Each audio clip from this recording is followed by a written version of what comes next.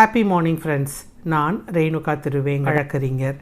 என்னுடைய இந்த வீடியோவில் நான் ஒரு ப்ராப்பர்ட்டி வாங்குறதுக்கு முன்னாடி என்னென்ன ப்ரிகாஷன்ஸ் எடுக்கணும் அப்படிங்கிறத பற்றி சொல்ல போகிறேன். ஆக்சுவலாக நம்ம எல்லாருடைய கனவுமே ஒரு வீடு வாங்கணுங்கிறதுல தான் இருக்குது. நம்ம கஷ்டப்பட்டு சம்பாதிச்ச பணத்தை நம்ம இன்வெஸ்ட் பண்ணுறோம். நம்ம அதை ப்ராப்பராக பண்ணணும். அதுக்கு முன்னாடி அதில் என்னென்ன ஸ்டெப்ஸ் நீங்கள் எடுத்திங்கன்னா உங்கள் பணம் சேஃபாக இருக்கும் அப்படிங்கிறத பற்றி நான் இப்போ சொல்ல போகிறேன். முதல்ல லீகல் பார்க்கணும். அந்த லீகல் பார்க்கணும் அப்படின்னா அதில் என்னென்ன பார்க்கணுன்னா டைட்டில் டீட், அந்த ப்ராப்பர்ட்டி யார்கிட்டேருந்து யாருக்கு வந்தது, அப்புறம் திருப்பி யார்கிட்ட போயிருக்கு, அவர் எப்படி அது பார்ட்டிஷன் டீடில் வந்ததா, சேல் டீடில் வந்ததா, இல்லை கிஃப்டாக வந்துச்சா, இது எல்லாமே இருக்கும். பேரண்ட் டாக்குமெண்ட்லேருந்து பார்க்கணும். அதே மாதிரி ஈசி பார்க்கணும். குறைஞ்சது 30 வருஷத்துக்கு நம்ம ஈசி பார்க்கணும். அந்த 30 வருஷத்தில் அந்த வீட்டில் என்ன வில்லங்கங்கள் இருக்குது அப்படிங்கிறது அந்த ஈசியில் ரெஃப்ளெக்ட் ஆகும். யார் யார்கிட்ட வீடு மாறி இருக்குது, மார்ட்கேஜ் பண்ணியிருக்காங்களா, அந்த டீட்டெயில்ஸ் எல்லாம் அந்த ஈசியில் ரெஃப்ளெக்ட் ஆகும்.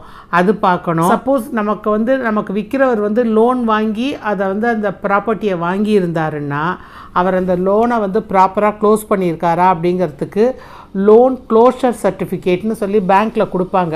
அந்த சர்டிஃபிகேட்டை நீங்கள் இன்சிஸ்ட் பண்ணி கேட்கணும். லோன் க்ளோஷர் சர்டிஃபிகேட்டோடு சேர்ந்து நோ டியூ சர்டிஃபிகேட்னு ஒன்று கொடுப்பாங்க பேங்க்கில். அதையும் இன்சிஸ்ட் பண்ணி வாங்குங்க. அந்த ப்ராப்பர்ட்டி வாங்குறதுக்கு என்னென்ன காஸ்ட் ஆகும், ரெஜிஸ்ட்ரேஷன் ஃபீஸ் எவ்வளோ, ஸ்டாம்ப் டியூட்டி எவ்வளோ, அது மார்க்கெட் வேல்யூ என்ன, நம்ம எவ்வளோ கொடுக்க போகிறோம், இது எல்லாத்தையுமே நீங்கள் ட்ராக் பண்ணிக்கணும். ஃபிசிக்கல் அண்ட் நெய்பர்ஹுட் இன்ஸ்பெக்ஷனுங்கிறது ரொம்ப ரொம்ப முக்கியம். ஏன்னா நம்ம ஒரு ப்ராப்பர்ட்டியை பார்க்காம வாங்கவே கூடாது. நம்ம ஒரு ப்ராப்பர்ட்டியை பார்த்தா தான் அதுக்கு பக்கத்தில் என்னென்ன பிரச்சனைகள் இருக்குது, எந்தெந்த நமக்கு அதுக்கு தேவையான அம்யூனிட்டிஸ் எல்லாம் இருக்குதா, எல்லாமே நம்ம நேராக போய் இன்ஸ்பெக்ட் பண்ணால் தான் தெரியும். அதெல்லாத்தையும் யோசித்து நேராக போய் பார்த்து பக்கத்து வீடுங்களில் கேட்டு தண்ணி பிரச்சனை இருக்கா, ட்ரைனேஜ் பிரச்சனை இல்லாமல் இருக்கா, எலக்ட்ரிசிட்டி எப்படி இருக்குது, அடிக்கடி போகுதா, மழை வந்ததுன்னா தண்ணி தேங்குதா, இது எல்லாத்தையும் நம்ம நேராக போய் ஃபிசிக்கலாக வெரிஃபை பண்ணி பக்கத்து வீடுங்களில் கேட்டால் மட்டும்தான் தெரியும். பக்கத்துலேயே ஒருத்தர்கிட்ட மட்டும் கேட்கக்கூடாது, 2-3 பேர்கிட்ட நீங்கள் அவசியமாக கேட்கணும். அதே மாதிரி போய் நீங்கள் நேராக பார்த்தா தான் ஃப்யூச்சரில் அந்த ப்ராப்பர்ட்டி விலை ஏறுமா, இன்க்ரீஸ் ஆகுமா அப்படிங்கிறதும் உங்களுக்கு தெரியும். என்னென்ன அம்யூனிட்டிஸ் இருக்குங்கிறதும் உங்களுக்கு தெரியும். அது இல்லாமல் இன்னொரு ப்ரிகாஷனும் நீங்கள் எடுக்கணும். ஆக்சுவலாக நம்ம உட்காந்து ஒரு வீடை வாங்கணுங்கிறதுக்கு முன்னாடி நம்மளுடைய ஃபினான்ஷியல் கமிட்மெண்ட் எவ்வளோ இருக்குங்கிறத நம்ம பார்க்கணும்.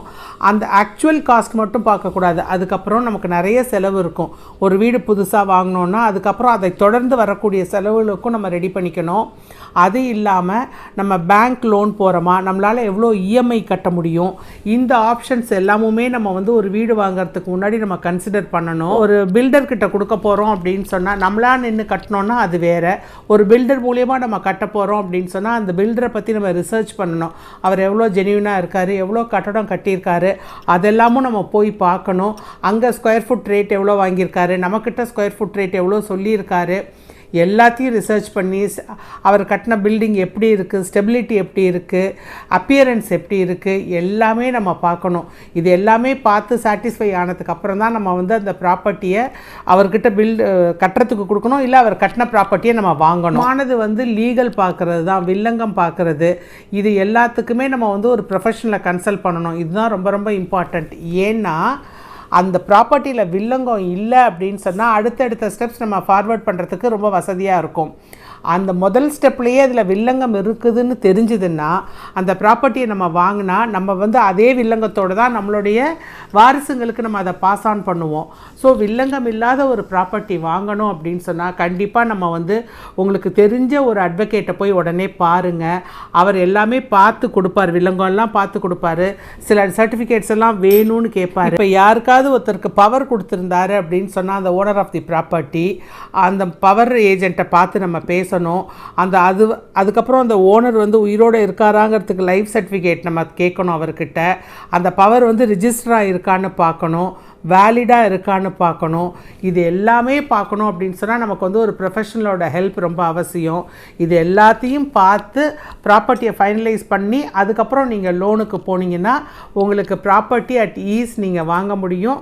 அண்ட் எந்த என்கம்பரன்ஸும் இல்லாமல் அந்த ப்ராப்பர்ட்டி உங்கள் கைக்கு இதெல்லாம் நான் பட்டிங் அட்வொகேட்ஸ்க்கு தான் கிளியராக எக்ஸ்பிளைன் பண்ணுறேன். ஏன்னா நீங்கள் இப்போ தான் ப்ராக்டிஸ்க்கு போகிறீங்க அப்படின்னு சொல்லி யோசிக்க வேண்டாம்.